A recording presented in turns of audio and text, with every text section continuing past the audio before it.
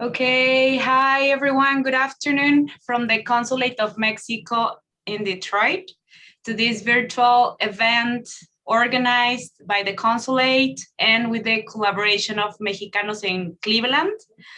I'm very happy to present our special guest. She is Isabel Axon Sanchez. She's a Mexican-American artist and an art educator. She will talk about this time. She will talk about Leonora Carrington, a British artist and also Mexican. Leonora has a very interesting trajectory as an artist and also as a woman. I won't say much because I will let the expert talk about it. And at the end, we will have a Q&A session. So if you want to ask Isabel, please feel free to do so. Or in the meantime, you can write your questions or your comments in the chat.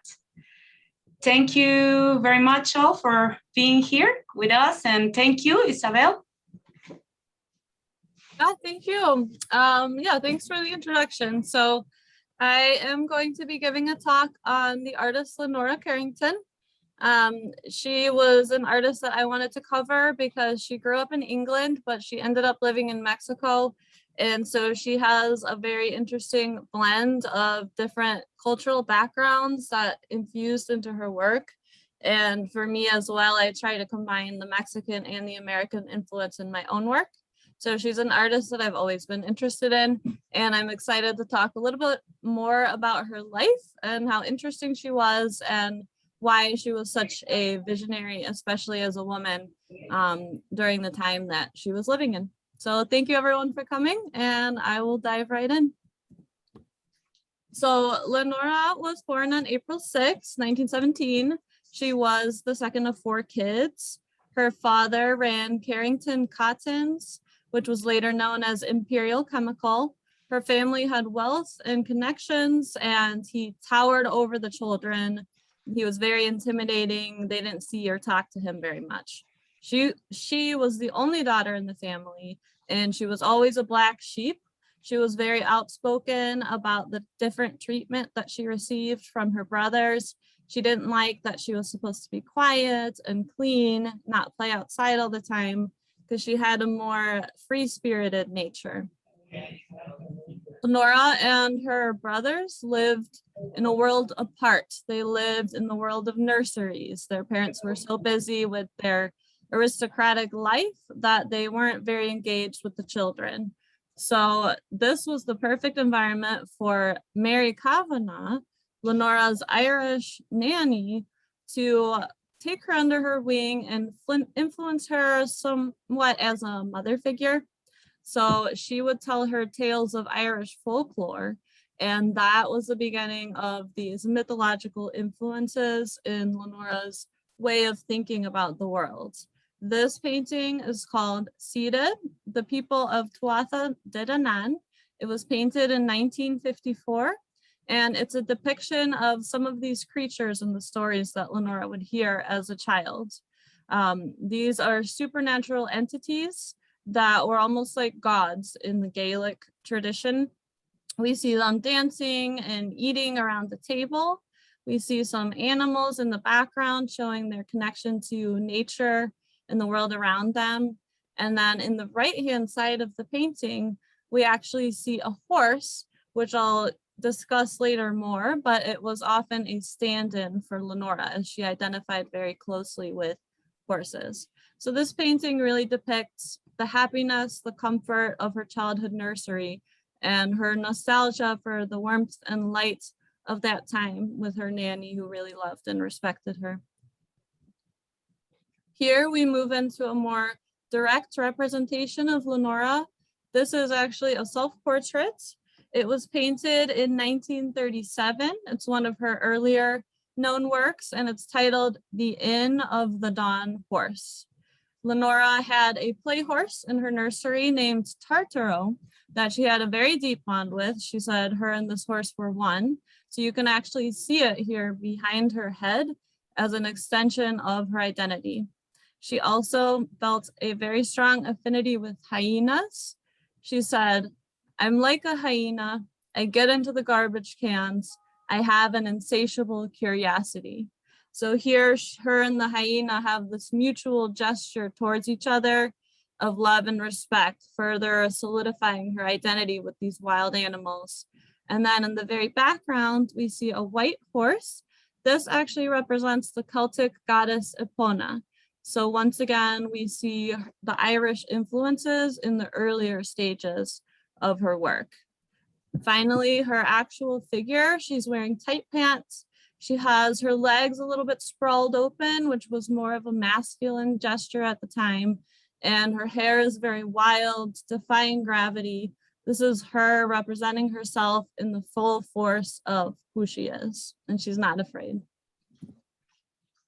After her upbringing, her father and her parents wanted her to get into the aristocratic life. She was actually shown at Buckingham Palace as a debutante and shuttled around Europe, but her father tried putting her in a convent and then a finishing school, which she got kicked out of both of for smoking cigarettes.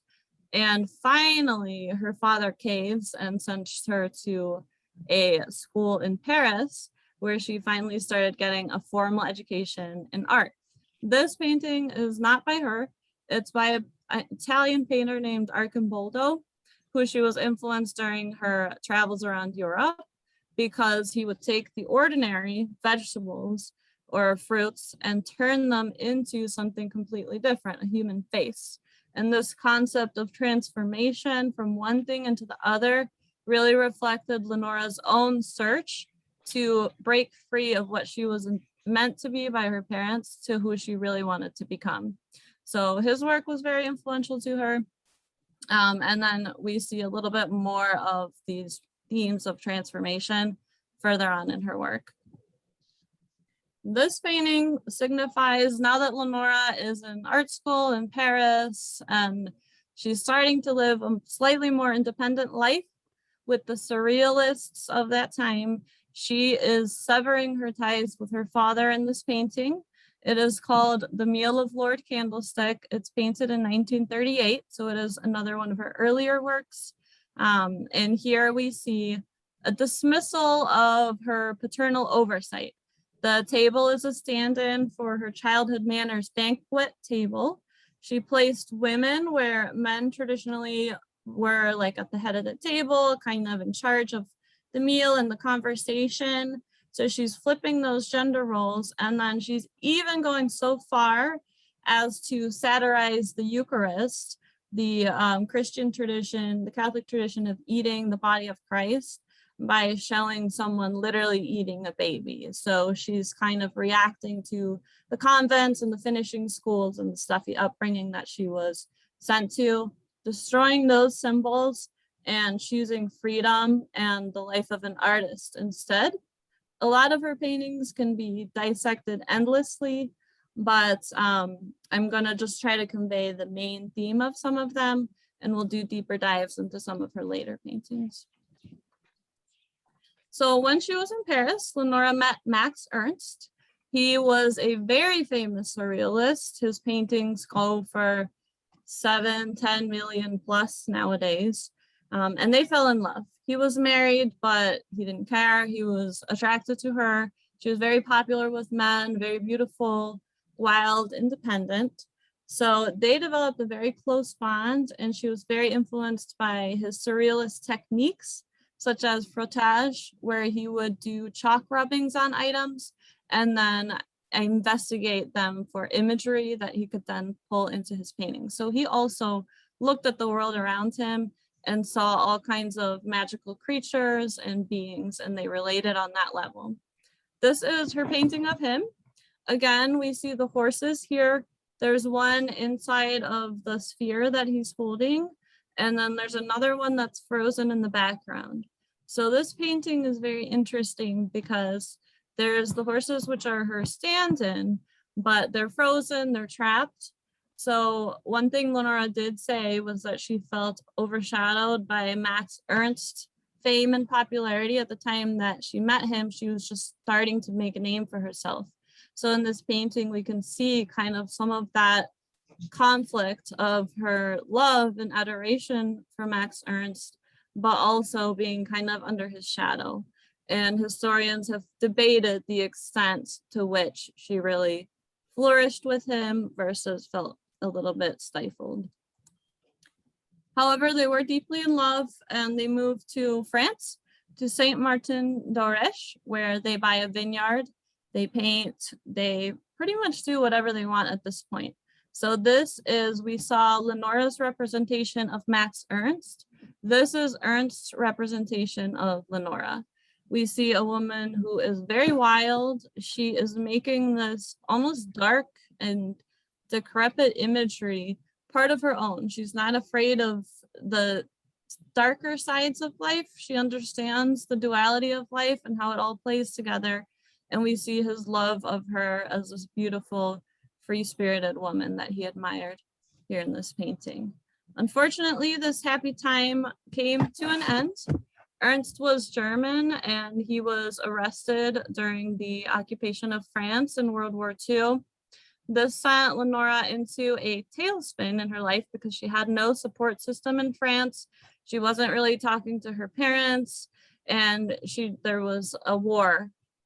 So she was just very lost, and she started to spiral downwards into a complete mental breakdown. At the time, female insanity was not really understood or treated well. So she kind of was lashing out. She was saying that she had found the cure to the war. At one point, she claimed to turn into a crab and she couldn't move anywhere. So her father put her into an asylum where she was supposed to just kind of wait out and see what happened and see if she calmed down. So in this painting called Green Tea, painted in 1942, we see her figure, and I apologize for the pixelated quality of this image, but we see her figure right here bandaged up. When she was in the asylum, she was bandaged and given luminol, which is a treatment that was injected into her to tranquilize her. And she also got clariosol, which was a treatment that mimicked shock therapy. So her body was abused in the asylum, just put through a huge number of tests and trials. At one point, she was tied to the bed. Here we see her bound, tied to the bed and in her own excrement. So from being an aristocratic child to this was a huge kind of downfall for her during that time. So her figure here in this painting has a little circle around the feet, which is her way of kind of creating a magical circle of protection around herself. And then we see again the horse, her alter ego in the lower right hand of the painting that's tied, showing that she is trapped in this situation. So this painting is called Down Below, and this actually depicts her mental state after she came out of the asylum. So we saw her bound and locked out of this Garden of Eden in the last painting. Well, here she's now a little bit more one with the wilderness and the nature, which is what made her feel like herself. And we see this transformation of these women. So there's 4 different figures here, and they're kind of laid out in a row. So here she is referencing the Jungian archetype of persona, which means the masks that we put on for different people. You can see one of the figures is even holding a mask, and another figure is wearing one. So here she's free of the building in the background, and she can now shed her old identities and be reborn. She said that her time in the asylum made her aware that she was mortal and touchable and that she could be destroyed. And this actually sparked her interest in alchemy because alchemy has a lot to do with transforming material and with change. So here we kind of see the beginning of those influences. And finally on the right, there's this sort of magical, angelic looking creature walking in with a horse. this would have been a very comforting image for Leonora, and it would have showed what she was kind of moving into in her life. She meets the Mexican journalist Renato Leduc at the embassy in Lisbon after she's released.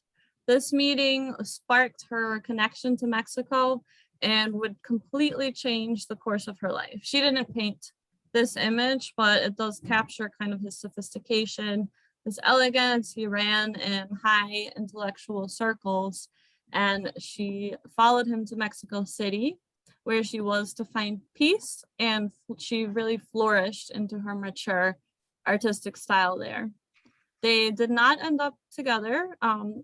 She divorced him actually shortly after they got to Mexico, but she ended up remaining there for the rest of her life in the Colonia Roma of Mexico City, which was a very popular artistic area for the time. Mexico was very open to foreign artists.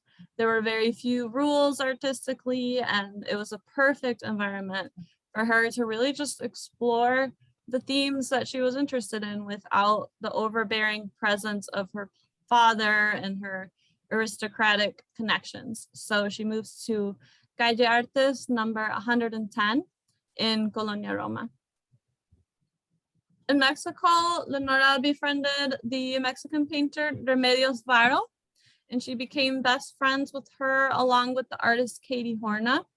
They got very involved in witchcraft and esoteric practices. They read about the Kabbalah, Jewish theology, medieval science of alchemy, kitchen magic, all kinds of things, brujeria. They were just interested in all of it. So here we see a painting titled Three Women Around a Table from 1951 after her move to Mexico.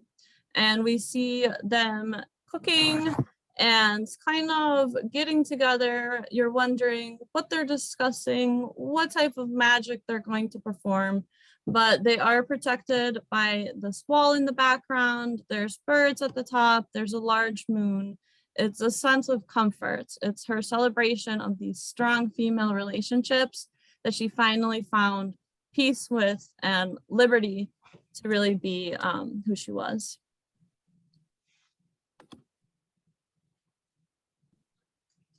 So Leonora actually got married again. She married the Hungarian photographer Chiki Weiss in the mid-1940s, and she became a mother to two sons, and he would remain her lifelong partner. So around this time, we start to see images more of motherhood and domesticity show up in her paintings. Here we see her almost as a deity, as a saint. It's very reminiscent of like medieval paintings of saints, very statuesque. So she is overpowering the land. This goddess creature is taking over. She's very sure of herself. And then in the very middle of her cloak at the top, you can see two little hands holding an egg. So the egg was a symbol of alchemy, motherhood, and transformation. And she said, "This morning, the idea of the egg came again to my mind, and I thought that I could use it as a crystal to look at the rest of the world. The egg is the macrocosm and the microcosm, the dividing line between the big and the small, which makes it impossible to see the whole." But it also, the eggs and the way she painted eggs in her works have some very clear connections to Hieronymus Bosch painting The Garden of Earthly Delights. So she really did draw influences from all kinds of areas of her life, and the Mexican openness to this in the culture and the openness to talking about the connection between life and death, the self and nature, religion, mythology, was the perfect environment for her to feel comfortable with herself and with her work. This is probably one of her most deeply esoteric, kind of symbolic, occult paintings. The inscription embroidered on the tapestry is representing a quote that says, keep your hands from that which has a black tail, for it belongs to the gods of the earth. This is a Jungian quote that's kind of, it has to do with how everything in the world connects to each other. And she's really talking about the consciousness here. We see the egg again, the center of creation and kind of representing nature. And then we also see some darker figures, shadowy figures in the background, which could represent some of her past transformations and just some of the past difficulties that she went through. The egg also can represent the, quote, philosophic egg, which is also a symbol of alchemy, and it was used in alchemic kind of performances and cooking. Leonora was still a relatively unknown artist in Mexico. I mean, she was surrounded by other artists and intellectuals, but she had not really achieved fame or any type of recognition, even at this point in her life. So finally, the collector Edward James introduced her to Inés Amor, who was a highly influential Mexican gallery owner. She owned the Galería de Arte Mexicano, which shaped the Mexican art world at the time. She was like the Mexican version of Peggy Guggenheim almost. So she really elevated Leonora's art. She started putting her in gallery showings and solo shows and publications, and her international connections really brought a lot of fame and attention to Leonora. So it took her going all the way to Mexico and for the Mexican culture to embrace and understand her work and really help her build her fame, to the point where celebrities such as Vivian Leigh and Maria Felix would come to visit her. I mean, she really became very well known by the end of her life. And on the left here, we just see a painting that she did on the wall of Edward James' estate, the collector who introduced her to this collector. So this painting is sort of the culmination of her relationship with Mexico. It is a depiction of Mayan mythology and a visualization of the Mayan universe. This was painted in 1963. It's actually a very large mural that she was commissioned to do. So that's why we see a more direct focus on Mexican themes here, because it was a commission. However, she was chosen to do it because of her relationship with the culture. And she actually spent 2 months in Chiapas studying the descendants there, the indigenous descendants of Mayan culture there, and their beliefs and ideas, and doing even deeper dives into Mayan culture and research in order to inform this giant mural that was just a celebration of her love of the Mexican landscape and the Mayan culture. So she drew inspiration from the humans, gods, and spirits of the Popol Vuh here, which was a text recounting the mythology and the history of the Quiche people, who are one of the Maya peoples who inhabit Guatemala, Chiapas, Yucatan, and a couple other states in Mexico. So the Mayan belief of the universe was heavily tied to layers, and the concept very similar in a way to Christian mythology, where there was an underlayer, an earth layer, and a sky layer. So you see here at the very bottom, there's these darker twisted forms, and this represents the inframundo, which was the underworld of Mayan mythology. Here at the very far left, we see a figure opening its mouth, very large compared to this slice of the landscape. That was actually the deity of the underworld. So she's representing that level there. In the middle ground, this is the realm of the earth. So this is the realm of humans, men, women, and their daily lives. So she's depicting some important spiritual traditions to the Quiche people here. In the middle, this is a procession for San Cristobal, which was a religious holiday that they celebrated every year. That is involving a little bit more of a Christian background there, but again, that ties in with her work where it blends a lot of different mythological traditions. And on the left, we see their huts and their homes and just them roaming and going about their daily lives in this level of the painting. We see a large rainbow here that is unifying the realm of the earth and representing promise, joy, possibilities. It's a very happy realm that she's depicting and really respecting and honoring the traditions. Here we see a giant moon, which has always been associated with symbols of fertility, femininity. This would have been a very comforting symbol to Leonora, as these were things that she felt a very strong affinity with. Up here we see the sun, which is the counterpart to the moon. So we see the masculine and the feminine energies in this image. And then right under the sun, this is actually Venus, a very bright star. And it was a reference to the god Quetzalcoatl, who we see here as a snake flying through the sky.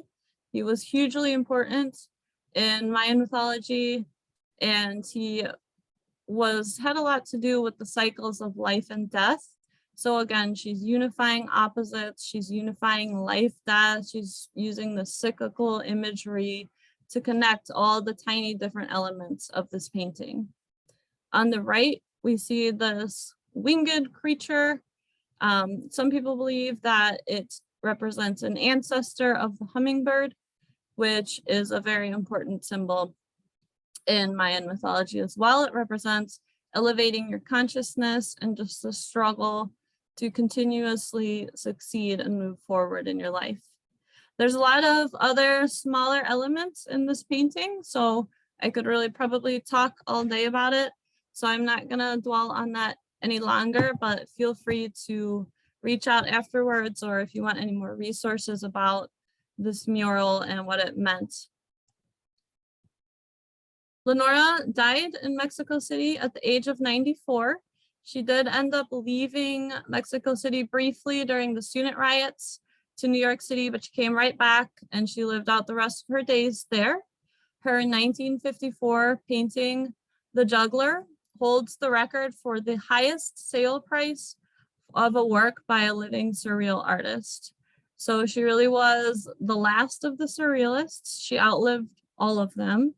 And she was always trying to get back to the hushed and magical world of her childhood. She was trying to brew her own creation, and she really saw art as a magical practice because she was taking these raw art materials and not only transforming them into beautiful imagery, but also awakening her consciousness and her own identity. So her art practice was very tied to her occult beliefs and the magical transformative nature of some of her witchcraft. She said, at the end of all her studies of mysticism, she said, "What is death? Death. I came to Earth to find out what it is all about, and I still don't know." Maybe she would have had an easier time nowadays as a woman, but her struggle set her apart. It informed her materials, her process, her imagery, her grasping for other ways and modes of thinking about the world. And it was in the beautiful city of Mexico in Colonia Roma that she was really able to be free and become herself and the painter that we now love and know today. So thank you for coming to the talk. I appreciate everyone coming in and supporting me. And now we will have some time for questions. So if there's anything I said that you're interested in, or anything you want to go back to in one of the slides, or just if you have questions about where to find resources on her, where to see her work, just let me know. So does anyone have any questions? I think Sarah does, right? Oh, yep, go ahead. No, I was just clapping. That was really great. I really Oh. enjoyed listening to the different parts of her life and seeing the art. It was really nice. Thank you so much. That means a lot to me. Yeah, thanks for coming. I have a question. How much, many of the artists of the time worked with the Mexican government. How much is has the Mexican government done, I don't know, promotions of her work abroad, or have exhibited her work because she really became a Mexican artist. So Yeah. how many, how much of that is there? That's a good question. Just kind of how did Mexico preserve her legacy, and in what ways did they really embrace her as a Mexican artist moving forward? I haven't explored that as much, but I do know that the Mexican government is turning her home into a living museum, where people can come in internationally and see where she lived and worked. So I know that there is that connection there where they're honoring her, but I will look up more research and resources for you to learn about the relationship now that the Mexican government has to her work. So that's a very good question, and that's something that I will look more into as well. All right. Any other questions? So you had mentioned a few different like religious influences from Catholicism to Judeo-Christian, and a few other of the more mystical or like witchcraft sort of things. By the end of her life, did she identify with any one particular like religion or belief, or was she more of like an atheist? That's a great question. So first, I'll start by saying that she was very reticent to people's attempts to pigeonhole her or describe or analyze her work. Like, it was actually kind of difficult. She has so much imagery in her work, but she rarely talked about it. So you kind of have to guess based on some of her influences what her personal beliefs really were. But no, she was not any one thing. She kind of created her own blend of beliefs from all the different traditions that she saw. But I think that one of the main things which I touched on a little bit is just that concept of alchemy and transformation, and just more like the witchcraft side of it, which also had ties to her being a mother and domestic. And she saw magic and cooking for people and nurturing them as well. So yeah, not one thing, but definitely she took a blend of a bunch of different things for her personal beliefs that kind of blended reality and fiction in her life. So yeah, good question.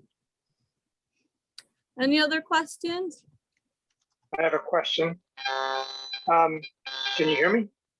Yeah, it's making a weird sound, but I can hear you okay. Okay. I don't have any, she seems super independent, even by the standards of many of the artists that I've read about. Was when she went from Europe to Mexico, was there any sort of atmosphere or milieu or something of artists doing that sort of thing? Or was this again just a sort of one-off in her kind of strange life? Sure. So there was a sort of like flow of artists going to Mexico. She actually stopped over in New York City in between her time at the asylum and her time when she married Renato Leduc and went to Mexico. So she kind of felt a little bit stifled in New York City, and all of those artists stayed there. So of that group that she was with Peggy Guggenheim and some of the other surrealists, they stayed in New York.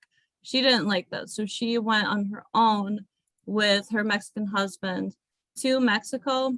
So there were a lot of expats artists in Mexico City, and that's kind of where she first found her feet with other European artists who then introduced her to Mexican artists. So it's a bit of both. It was kind of like a hub for artists that felt that there was more freedom in Mexico. There was less long-standing like contemporary art traditions, like people were more open to different styles, but it was a very personal decision that she made for herself to move there. So yeah, good, very good question.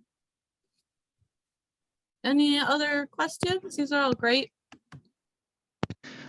So putting the heritage aside, is there any part of this artist that you particularly identify with? I would say, so my personal life is very different from hers. I've always had a lot of support as an artist, but what I really like about her is just her interest in all these different types of mythologies. Have always been very interested in fairy tales, and I think anyone that makes art or creates things is always trying to find magic in the world around them. That sounds kind of cheesy, but they're always trying to see or impose something new on the world around them. So I think that she would have been someone that I would have loved to hang out with, cast some spells with. So yeah, I think I do feel a personal affinity to her personality as well. Anything else? Any other questions? Okay. Well, I might have Oh, a question, okay. and I will also like to comment something.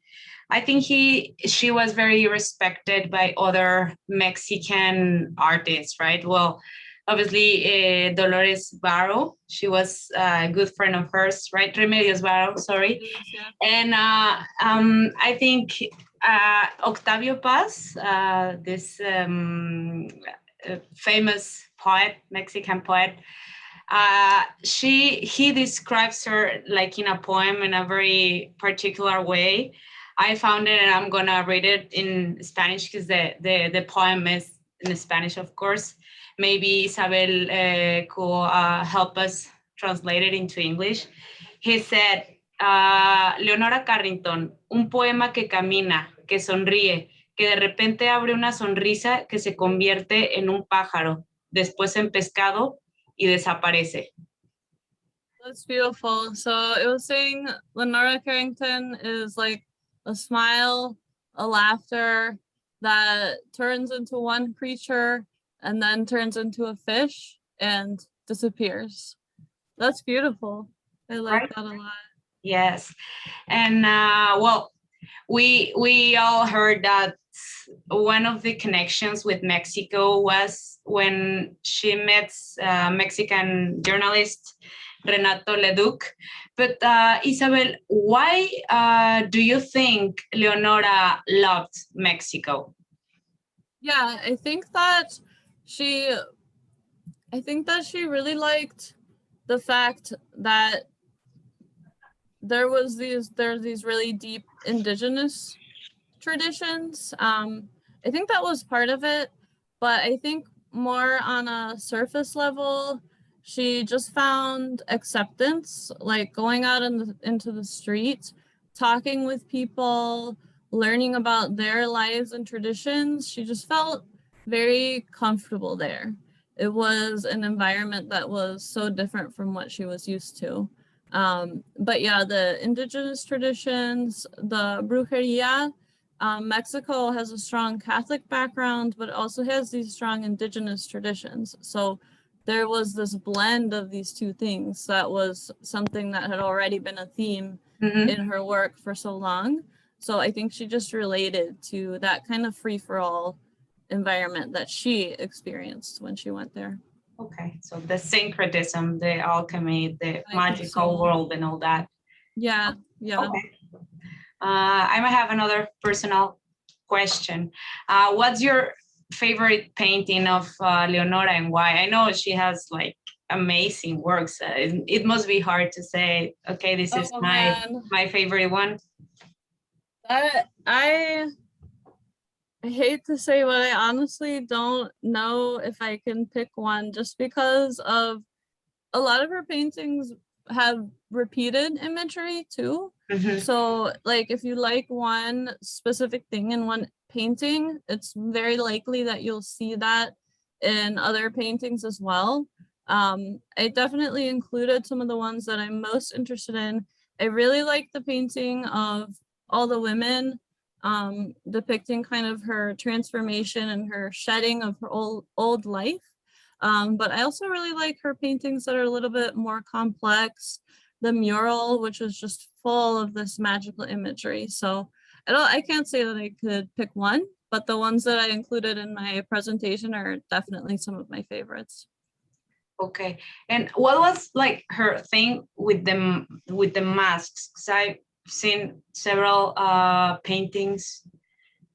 Yeah, so she said she read a lot of Carl Jung, and I haven't delved super far into his philosophy, but something that I read said that there was an archetype of the mask in his philosophy. Mhm. And it had to do with like when you're talking with one person, you might act or look a certain way. When you're talking with another person, that might be different there. So the fact that her identity was always shifting and kind of her relationships with others heavily influenced the course of her life, as they do with anyone. So I think the mask was kind of a simple symbol that could stand in for her relationship to herself and her relationship to other people based on this Jungian philosophy that she was interested in. Okay, I see. Yeah, like she like uses a lot of symbols, right? Yeah, she takes and she makes it her own. Like she always changes it a little bit. It's never a direct representation of any one. Like she kind of brews her own mythology in her paintings. Okay, okay. And so, would you say the most famous painting of her, or the most iconic, is the self-portrait when she's sitting on a chair with the hyena?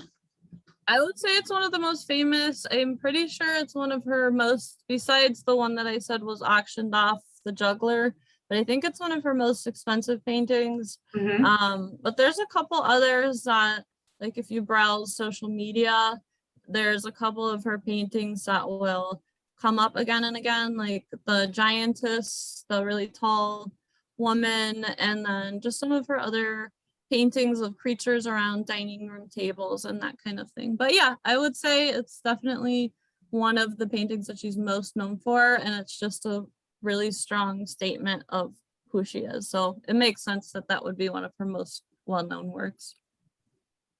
Okay, thank you. Anyone? I think there is a question in the Zoom chat. Let's see.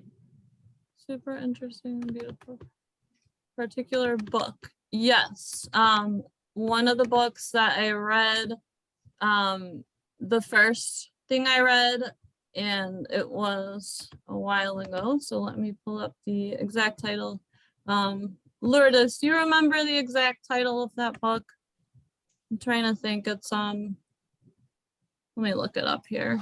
It's Leonora. It's called Leonora, but let me get the author for you.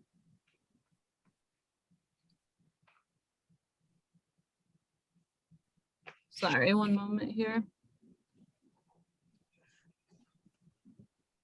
I'll post it up. I'll post some reference materials and books up after this. I'll collect like all the Can names. you hear me? Or if you guys want, you can write your email addresses, and so we can get in touch with you. Or Isabel, I can give you Isabel's email address, and she'll send the recommendations. Can you hear me? Yes, I can hear you. Okay, the author is Elena Poniatowska. Ah, claro. Thank you. I'll type that in here. But yeah, that And it's a novel. it's nonfiction, but it's just it's a novel. It's more of a biography. It's not so much a exploration of her imagery in her painting. It's more about her life. Any other questions? Okay, well, I will share some references and links for whoever wants. And again, I appreciate all of you for coming out and supporting this first one. And, you know, maybe there will be more and more promotion as well. So thank you. Thank you all. Thank you.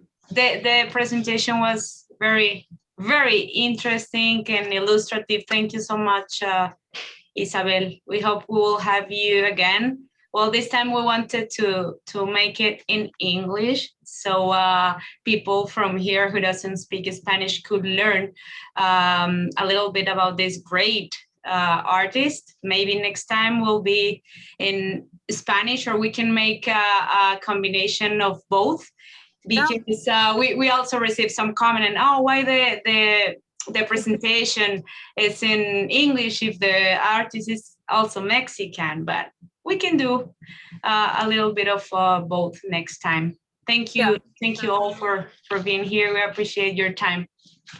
Thank you. Bye, everybody.